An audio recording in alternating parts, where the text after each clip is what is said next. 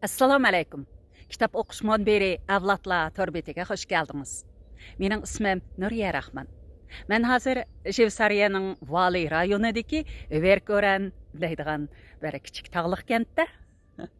Qor bilan yasigan mav qor uy. Mumkin bo'lsa shuning ichi kiriblam asar o'qib beratdim.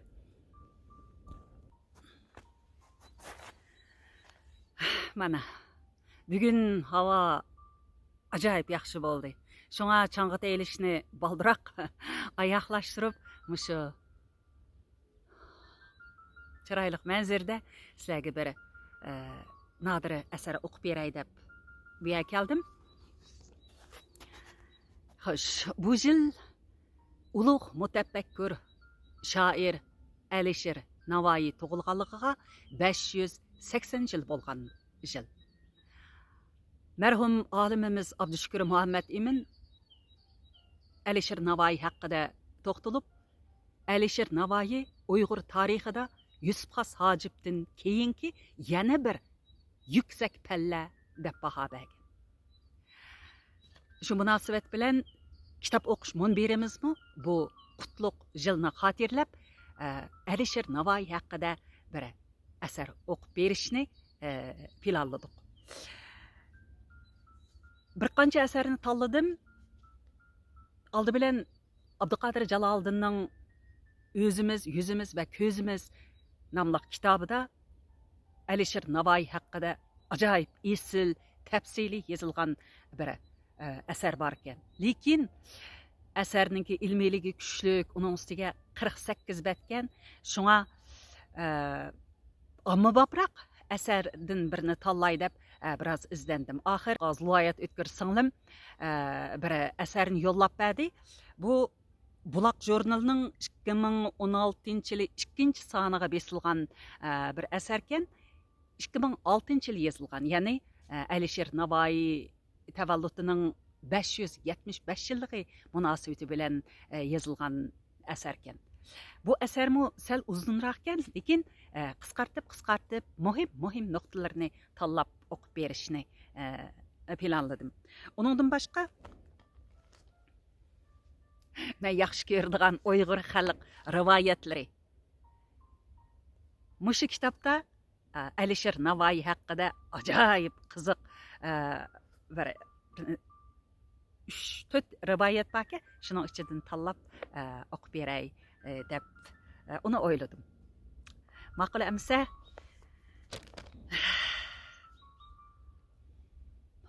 mushu sap havo bilan nodir asarning meg'izlari sizlarga yetib berishini chin dilimdan umid qilaman. Xo'sh, boshlaydik amsa.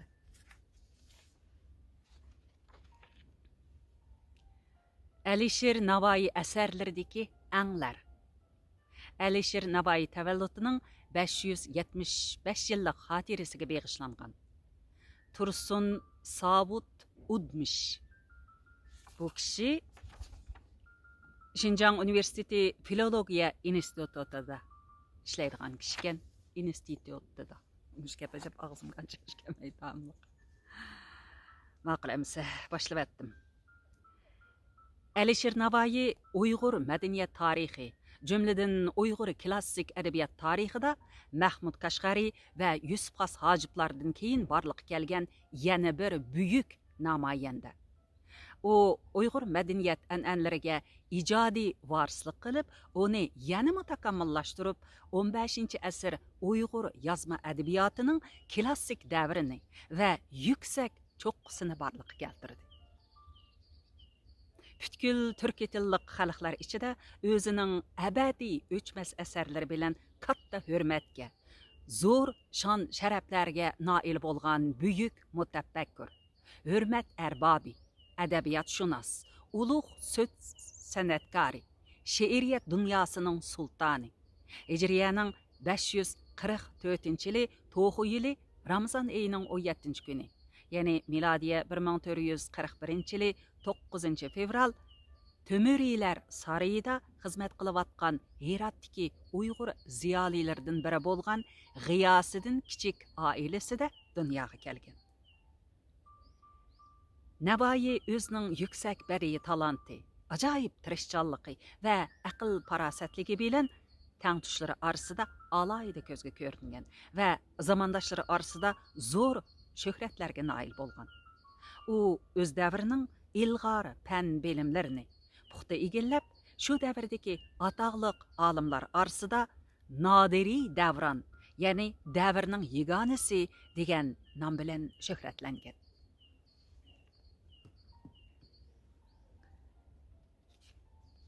U oldi bilan o'zining go'zal fasohatlik ona tilida ijod qilish bilan billa Fors tilidami qimmatlik miroslarni yaratib, Zullisonayn, ya'ni qo'sh til egisi degan nomga muyassar bo'lgan. Alisher Navoiy turk tilli xalqlar madaniyatining, shu jumladan adabiyot san'atining taraqqiyoti va takomillashishi uchun o'zining borlig'ini ato qilgan. Bu sohada boshqalar faqatla muyassar bo'lolmaydigan zo'r utuqlarni qozongan. Buyuk madaniyat san'at arbobi, she'riyat dunyosining harmas talmas tulpari, turk tilli adabiyotning mislisiz mahorat egisi. U ijod qilgan har xil ilm va turli temalarga doir 30 parchaga yaqin asar davrimizga yetib kelgan bo'lib, bular Uyg'urlarni o'z ichiga olgan O'rta Osiyodagi butkul turk tilli xalqlarning bo'libmi, oldi bilan Uyg'ur xalqining klassik adabiyot xazinasida nihoyatda muhim o'rin tutgan va katta shuhratlarni qozongan va davomli qozonayotgan bebaho miroslardir.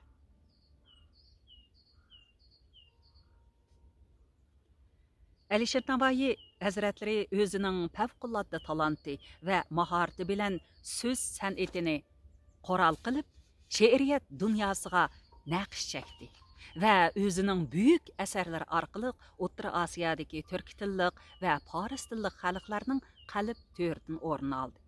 Dünya adabiyoti xazinasiga bebaho durdonlari bilan to'kib qo'shgan Navoiy o'zining ijodiyati to'g'risida mundaq degan ekan: Nizomiy Ganjavi Ozarbayjonni o'z asarlari bilan ishg'ol qilib, hatto kichik Osiyoga yurish qildi.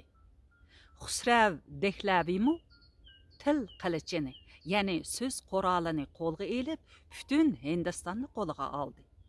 Bulardan boshqa Jamimu Eronda yurib, hatto Arabistonda Shavkat nag'rasini chaldi.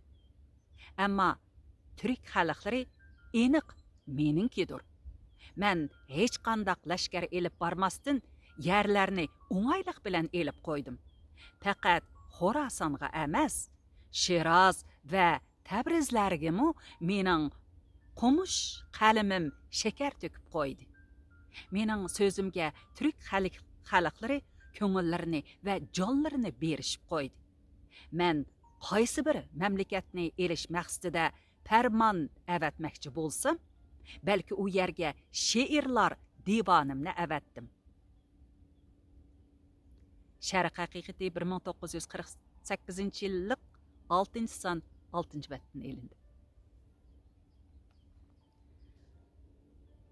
Alisher Navoiyning asarlarining tema doirasi intayin keng. Asarlarda qo'llanilgan she'riy shakllar, she'riy san'atlar, bahr va vazinlarmi intayin ko'p. Asarlarning soni, hajmi, asarlarda ishlatilgan so'zlarning soni jihatdami eng oldingi qatorda turib, ko'p jihatlardagi eng yaxshi baholarni qo'lga keltirgan. Men Alisher Navoiy asarlarini o'qitish, tadqiqoti bilan shug'ullanish jarayonida his qilgan Navoiy asarlaridagi anglar to'g'risida bu oddiy yozmamni Navoiy tavalludining 575 yilligiga beg'ishlab keng o'qirmanlarning huzuriga sunmoqchi. Birinchi, Alisher Navoiy xamsachilik an'anasiga varislik qilib, xamsa peshvolaridan farqli holda eng burun xamsani o'zining ona tili bo'lgan Chag'atay Uyg'ur tilida yezib, xamsining ilgari faqatla maydonga kelmagan eng yangi tipini, ya'ni nusxasini yaratdi. Xamsa o'rta asr islom adabiyotida shakllangan bir xil adabiy iqim bo'lib, mazmun va qurilma jihatdan o'zaro bog'lanishi bo'lmagan, ammo masnaviy shakldan iborat o'rtaq she'riy andiza bo'yicha yozilgan mustaqil 5 doston birlashtirilgan adabiy to'plam.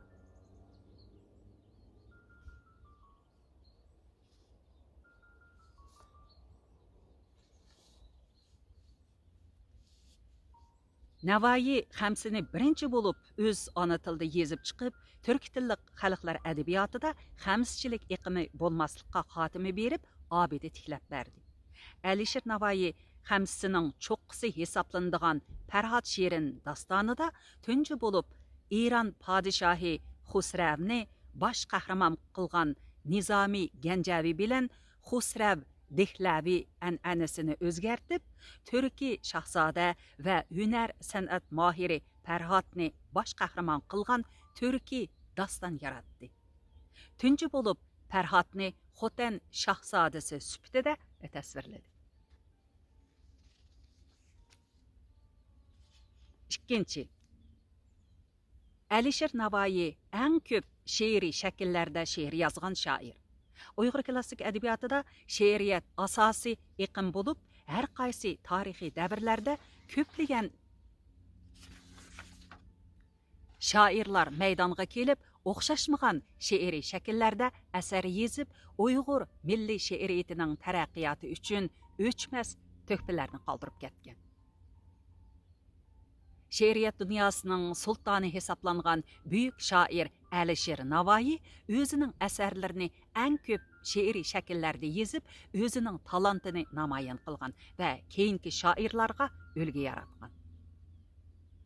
Uchinchi, Alisher Navoiy o'zining butkul ijodiyatida eng ko'p she'riy san'atlarni qo'llanib, Uyg'ur balog'at ilmida o'zining favqulodda talantini namoyon qilib, yuksak cho'qqi yaratgan. To'rtinchi, Alisher Navoiy turk tilli adabiyot tarixida aruz ilmining qoida qonunlarini ilmiy nuqtadan sharhlaydigan nazariy asarni eng burun yezib chiqib, turkiy aruzga o'chmas to'hfalarni qo'shgan aruzshunos.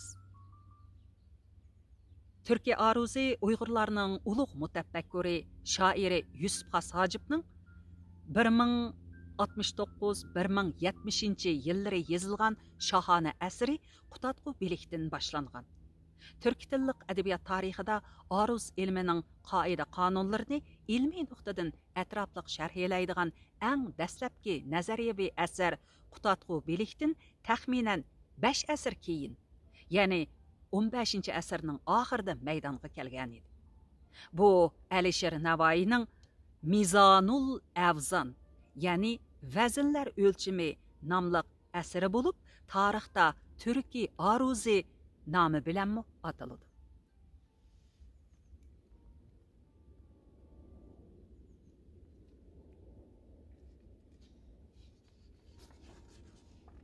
Beshinchi, Alisher Navoiy turk tilli shoirlar ichida eng ko'p bahr va vazn tarmoqlarida she'r yozgan shoir.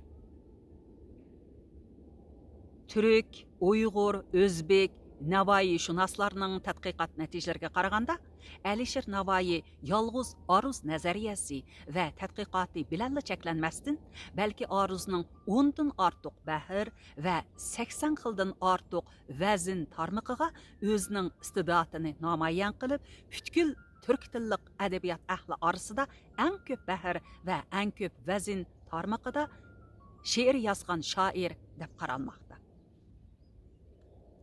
6. Alisher Navoiy Chag'atay Uyg'ur tili bilan Fors tilini selishtirib, o'z ona tilining badiiy imkoniyatlarini nazariya va amaliy misollar bilan ko'rsatib, shoirlar ichida ona til bilan ko'plab asar yozishni eng burun tashabbus qilgan vatanparvar shoir.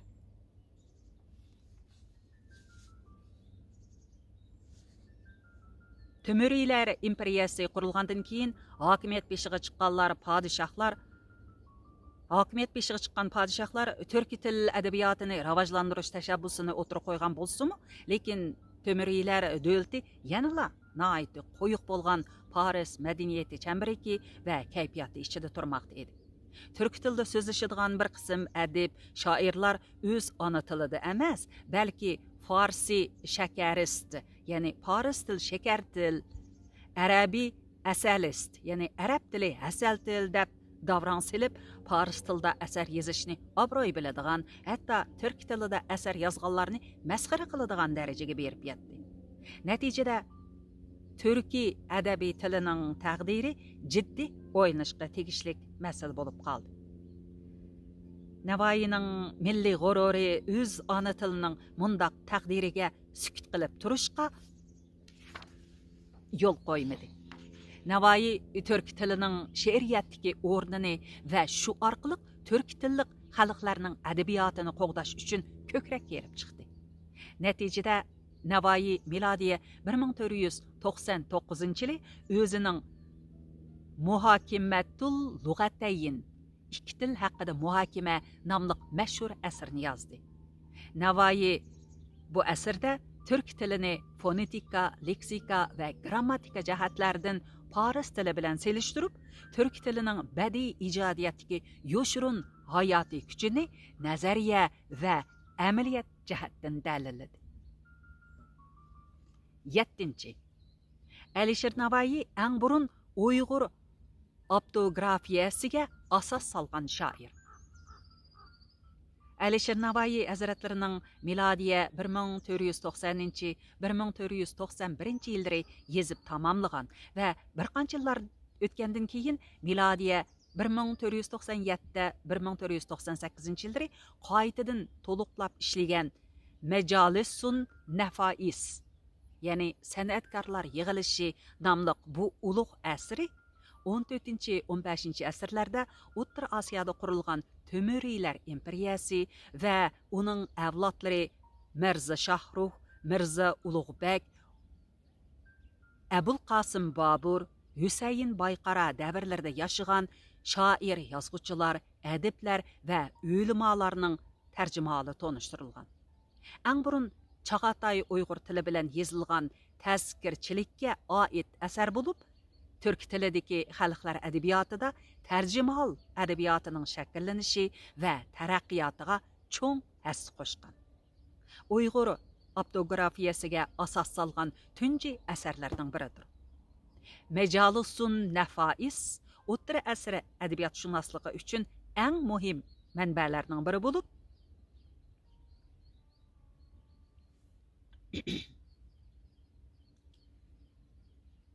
Gilim acib qurib ketdi.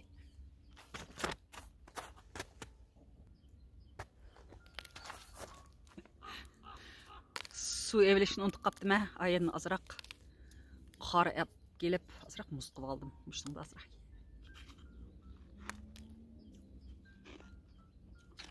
Kichik vaqtimizda Urumchida qor dehshat yog'atdi. Shu o'gizlardan da iqib tushib qolgan muzlarni yeyishni shunday yaxshi ko'ratdim. U vaqtlarda Urumchi bakpaqisdi, hozir bilan selishtirg'ili bo'lmaydi-ku. Shunday yaxshi ko'ratdim. Uzun bo'pti-ku. Qor muz yemaganga.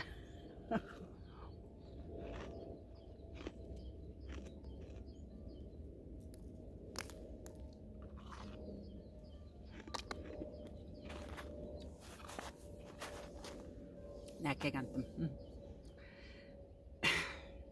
Navoiy boshchiligidagi turk tillik adiblar qo'zg'agan turk til hunarist to'lqidi hozirgi zamon turkiy tillarining taraqqiyoti va takomillashishiga kuchli ta'sir ko'rsatdi. Ondan Navoiy davri adabiyotining qomusi hisoblangan bu asar 8 bobga bo'lingan. Asarda jami 458 nafar shoir va adabiyot san'at ahli haqida qisqacha ma'lumot berilgan. Buni qisqartib aytilgan bo'lim ekan. Sal qisqartib o'qib beray. 8. Alisher Navoiy o'z ona tilida eng burun Eron podshohlari haqida yirik asar yozgan shoir. Alisher Navoiyning Xamsadan keyin yaratgan birinchi yirik asari tarixiy mulki ajam, ya'ni Eron podshohlari tarixi bo'lib, 1488-yili Chag'atay Uyg'ur tilida yozilgan.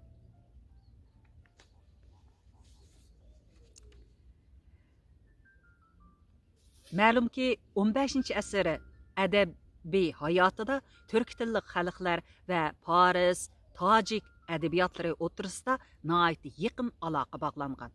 Ayni davrdagi turk xalqlari kitobxonlari Paris, tojik adabiyotini bilishga intiladi. Abul Qasim Firdavsi, Abdurahmon Jami va boshqalarning ijodiyatlari Eron afsona rivoyatlari tarixlari bilan yaqindan bog'langan edi. Eron afson rivoyatlarini, tarixiy asarlarini yaxshi bilmay turib, ularning asarlarini cho'nqur o'zlashtirish qiyin edi. Shuningdek, Navoiyning Xamsasida ham yuqorida aytganimizdek, Eron afson rivoyatlari, tarixiy qissalarning iznolari bor edi. Navoiy Türkiy o'qirmanlarning ana shundoq tarixiy temadagi asarlarini Eron podshohlarining tarixiga beg'ishlangan asarlarni yozishning zo'rligini his qilib, bu haqda qalam tavratdi. Hamda o'zining cho'nqur ijtimoiy, siyosiy qarashlari ifodalangan tarixiy mulkiy ajamni yezib, ona tilida tarix temasidagi asar yozishning bir uslubi va ulgusini tiklab berdi. 9. Alisher Navoiy ona tili bo'lgan Chag'atay Uyg'ur tilida eng ko'p asar yozgan shoir. Shundaqla asarlarining hajmi eng cho'ng deyishga bo'ladi. O'zining butkul hayotini adabiy san'atga atavatgan. O'z davrining Zollissa Nayin, ya'ni qo'sh til egasi hisoblangan Alisher Navoiy hazratlari o'z ona tilida va Paris tilida ulug' asarlarni ro'yobga chiqargan. Onun əsərləri tövəndikcə də bütün tizimlik bakə bulanı birdən oxub oturmayın. Yazğıcı şairlərinin öz əsərlərdə qancha söz işlətkənliki yalğız ularının söz talantının qançalik yuqurluğunu emas, bəlkə şu millətin söz baylıqının qançalik ikənligini isbatlab berdigan muhim nöqtə hesablansa kerak. O'zbekiston fan nashriyati nashr qilgan filologiya kandidati Bahram Baqoevning Navoiy asarlari leksikasi nomli kitobida Alisher Navoiyning turli janrlarda yozgan 24 parcha asarda ishlatilgan barliq so'zlarni statistik, leksik, grammatikalik, semantik, stilistik, tematik jihatlarda atrofli tahlil qilib, uning asarlarida qancha so'z ishlatganligini hisoblab chiqqan va uni dunyo klassiklari bilan selishtirgan. Pushkin o'z asarlarida jami 21197 so'z. Shekspir o'z asarlarida 20 mingcha.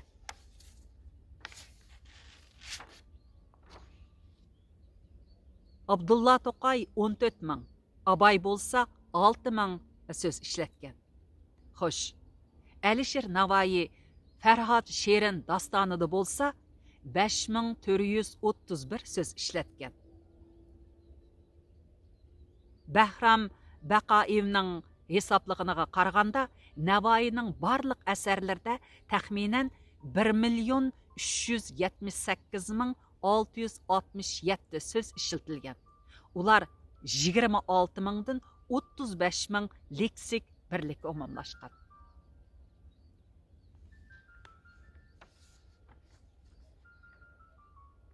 Muallif yana Navoiy ijodiyatining leksik, grammatik ko'lamiga alohida diqqat qilib, qaysi so'zning qaysi asarda qancha qitim ishlatilganligini va qanday ma'nolarda qo'llanilganligini inchik hisoblab chiqqan. Masalan, Navoiy bosh so'zini Chahar divanning 4-sida 249 o'rinda qo'llangan. Navoiy uni 50 xilga yaqin ma'noda ishlatgan. Demek Alisher Navoiy öz əsərlərdə dünya klassiklariga selishtirganda eng ko'p so'z ishlatgan. U o'z davrining haqiqiy malikul kalam, ya'ni til podshohi darajasiga yetgan allomidir. Xulosa kalam, Navoiy hazratlari o'zining borliqini adabiyotga adab, adabiyotning ishqida kuyib pishib, adabiyot bəygisida zafar quchib, o'zining jasorati, izdinishlari va boshqa inson zotiga oz nisb bo'ladigan favqulodda talanti, mahorati bilan o'zining ijodiyatlarida yuqorida sharhlab o'tilgan anglarning, tunjilarning rekordlarini yaratib, jahon san'at tarixidagi turkiy adabiyotining mislisiz mahorat egisi salohiyatida o'ttirg'a chiqqan katta zotdir. Mana bu asarni o'qib tugatdim. Qayta ta'kidlab qo'yay. Nurg'unlarni qisqartib etdim. Faqat shu ang deganni asos qilib o'zim bir qitim o'qib shu yerlarni tanlab sizlarga o'qib berdim. Alisher Navoiy haqidagi bu anglarni bilib olishning o'zimi bir yaxshi ish. Xo'sh, endi diqqatinglarda bo'ladigini rivoyat. Bak qiziq rivoyat ekan bu, cho'qim yaxshi ko'rsizlar.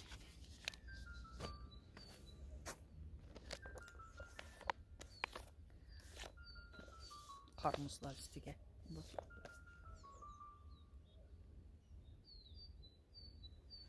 Dümbemden atlat şonda xo'shaqdayız hadi.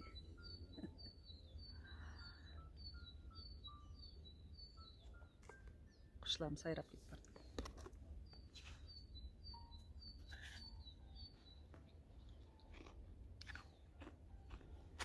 Men o'sha muzni yaxshi ko'rdiganlarning og'zlariga suv ketyapti deydi.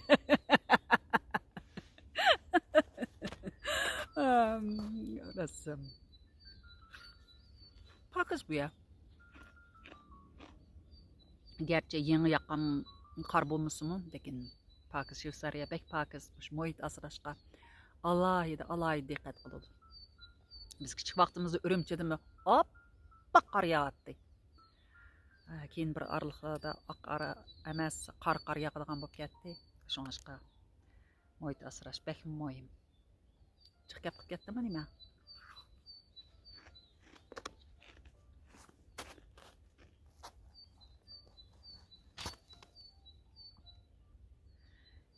Əməsə tövəndəki rivayətini oxub berək. Alisher bilan bulbul. Bayatdan beri quşlar to'xtamay sayrab atadi, anladinglarmi ki?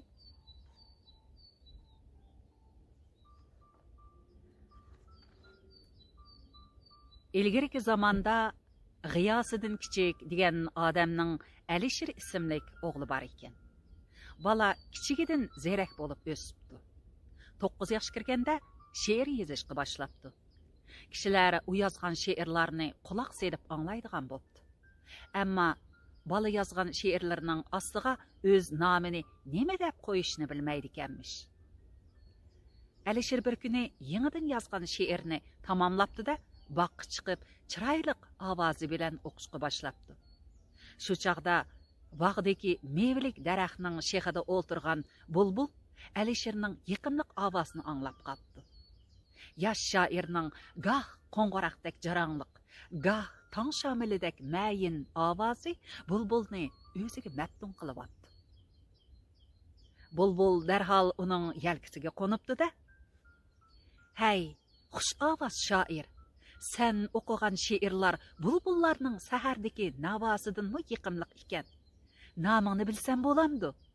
debdi.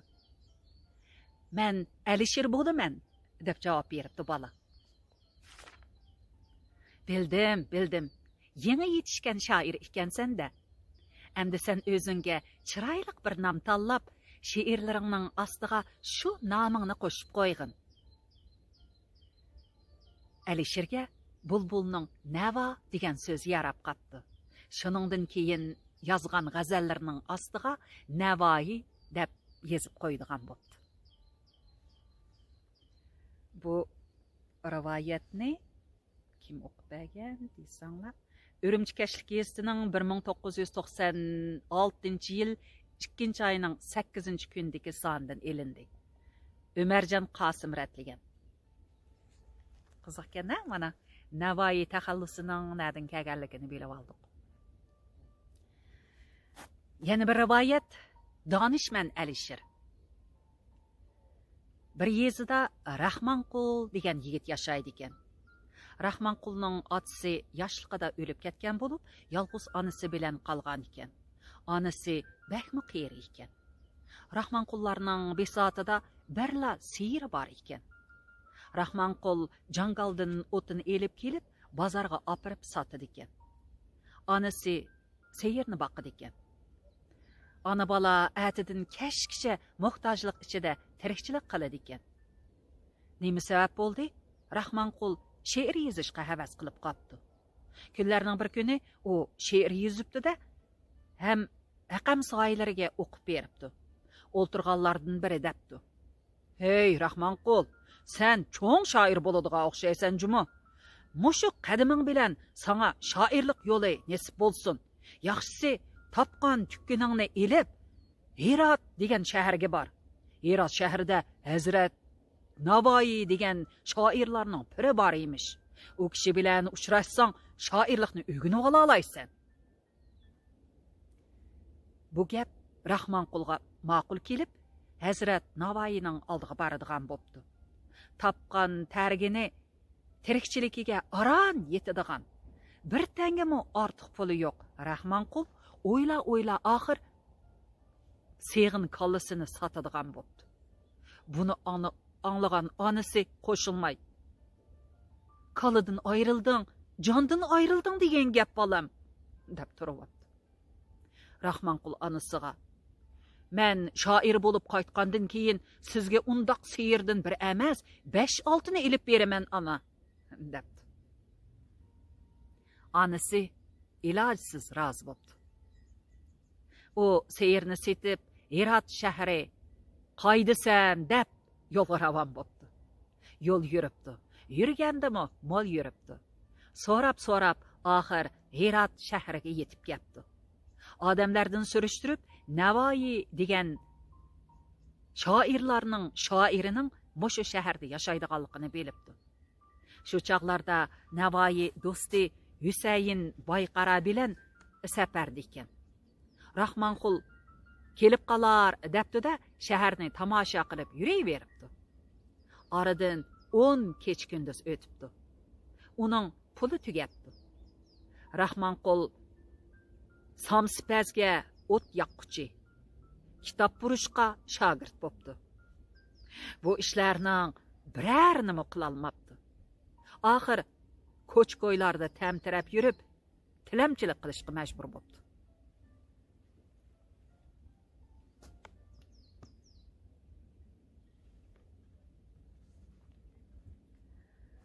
Bir kuni u cho'ng ko'chada tilamchilik qilib o'ltirsa, oldidan 2 kishi o'tibdi.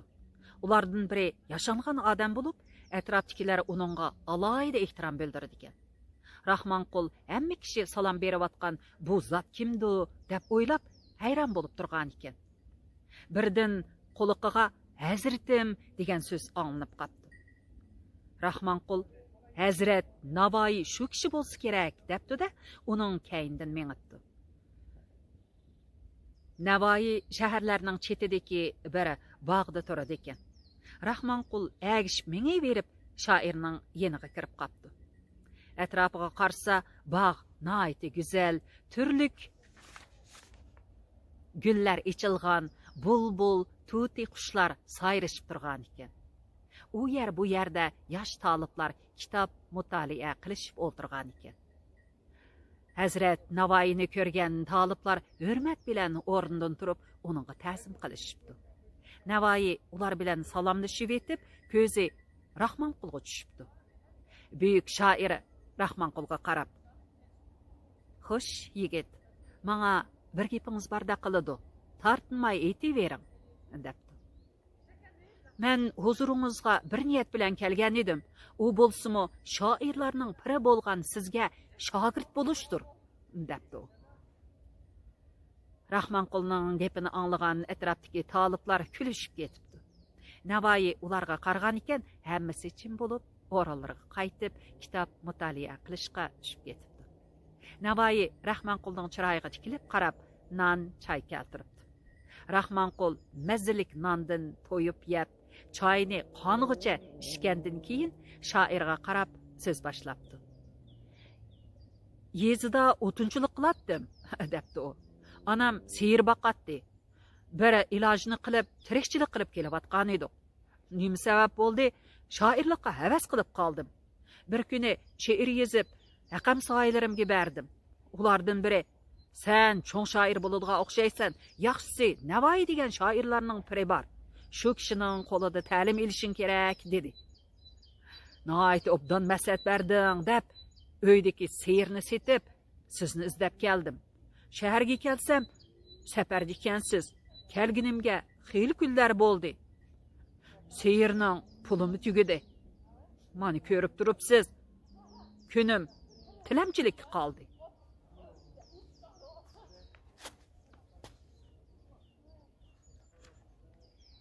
Navoiy Rahmanqulning so'zini diqqat bilan anglabdi. Keyin qalam bilan qog'oz elib, onunga berib, "Qani, mushuningga she'r yozib beqing", debdi.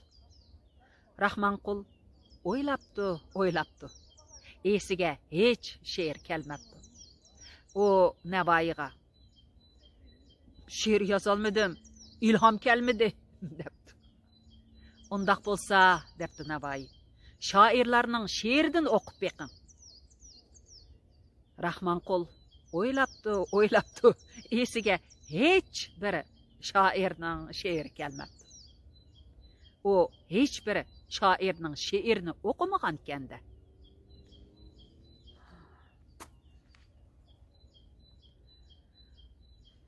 "Hazratim", debdi u Navoiyga qarab, "yodimga hech bir shoirning she'ri kelmayotdi. Siz o'zingiz o'qib bersingiz".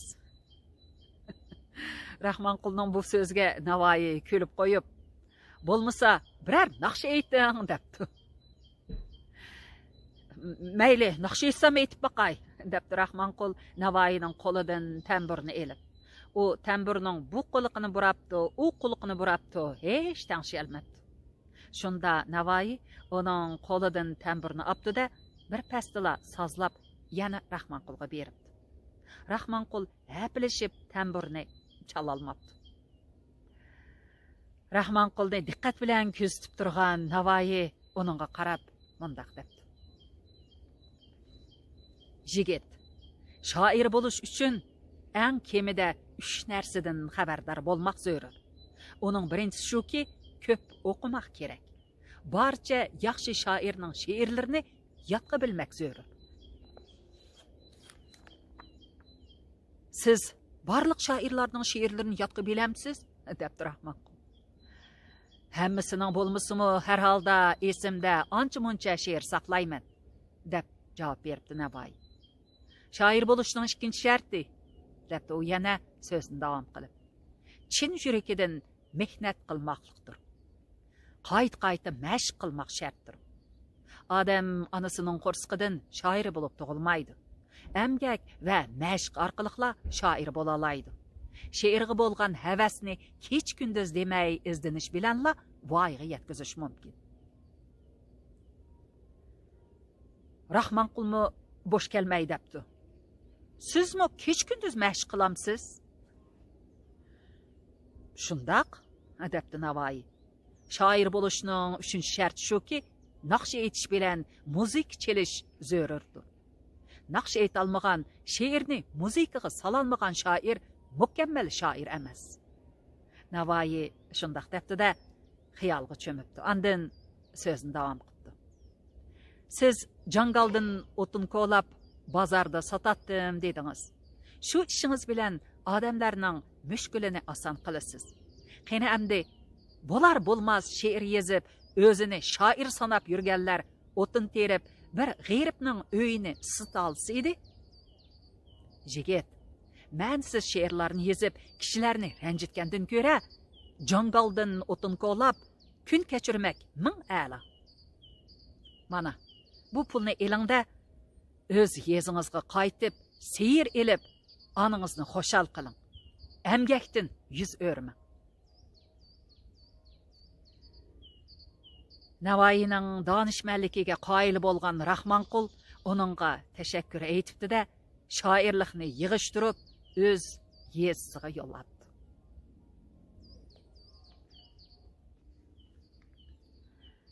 Yana birini o'qib beray, ya? Eng oxirgisi lekin. Navoiy bilan Madikar. Biri yosh yigit Madikarlik bilan kun kechirdi ekan. U shu jarayonda odamlar orasidagi jidal majrolarni besiqtirib, birovning harvisi loyga petib qolsa, ha-hu deb chiqarishib berib, kishilarga yordam qilib yuradi ekan. Yigitdiki bu xislatlarni ko'rgan Navoiy uni hurmatlab, qachon ko'rsa, uningdan burun salom berib turadi ekan. Yigit Navoiyning bu hurmatiga ajablanib, "Men atidan kashkicha kishilarning jidal majrolarini besiqtirib, loyga patgan harvalarni chiqarishib berib yursam, namoz o'qimasam, ro'za tutmasam, Navoiy meni bu qadar hurmat qiladi. Bundaq yurishim toza joyida bo'lmadi. Mening bola chaqam bo'lmagandan keyin menga mol dunyoning nima keragi bor?" deb pirig'i qo'l berib, hech kim bilan chatqi bo'lmay, toat, ibodat bilan o'tirdigan bo'ldi. Bir kuni yigit ibodatxonada tasvir serib o'tirgan ekan, Navoiy ibodatxonaning oldidan bir yigit bilan paranglashib o'tib qoldi. Heliqi yigit Navoiy ajoyib karomatlik odam ekan. Mening namozxon bo'lib, toat, ibodat qiladiganligimni burunla bilib, meni hurmat qilgan ekan, deb o'rnidan turib salom berdi. Navoiy salomni ilik elish u yoqda tursin, uningga qarabmi qo'ymay o'tib ketdi. Yigit Navoiy yenidagi yigitning gapiga berilib ketib, meni ko'rmay qolgan bo'lsa kerak, deb o'ziga tasalli beribdi. Aradan 3-4 kun o'tmay, Navoiy yana heliqi yigit bilan gaplashib kelib qoldi. Masjiddagi yigit o'rnidan turib salom beribdi. Navoiy yana pisand qilmabdi. Shuning bilan yigit hayron bo'lib Navoiydan: "Taqsir, kun bo'yi bekor yurgunimda salom berib o'tar edingiz. Endi men atidan kashkicha toat, ibodat bilan o'ltirib sizga salom bersam, ilik olmaysiz. Buning sababi nima?" deb so'rabdi. "Sen lag'aylab yurguningda xalqqa foydang tegib turadi. Endi bo'lsa, etdiganlik nashtang bilan kashqurulluq tamiqingning g'emida kun bo'yi boshqalarning qo'liga qarab tama bilan o'ltirsan. Solimingni ilik olmasligimning sababi mana shu", debdi Navoiy. Navoiyning bu so'zlari yigitga qattiq ta'sir qilib, yana o'zining dastlabki ishini qiladigan bo'ldi. To'plag'uchi azizi, mana ulug' mutafakkur, shoir, davlat arbobi Alisher Navoiy tavalludining 580 yilligi munosabati bilan sizlarga bu asarlarni o'qib berdim. Yoqtirgan bo'lishinglarni umid qilaman. Havo yana issiq. Shundoq issiq emas, yaxshi, shundoq tez havo bo'ldi.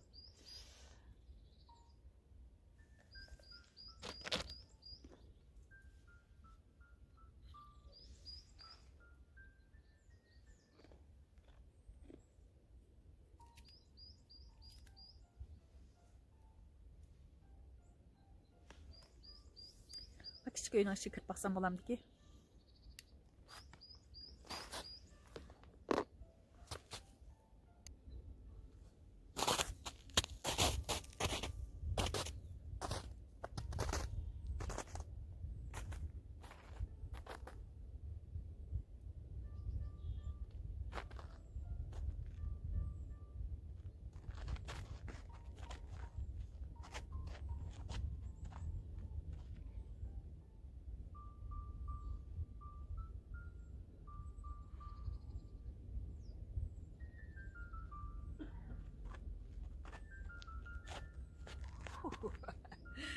işini bir kösüp koyay ya. Resmi. Örtürsü boğdek. Kırıp yasalganken.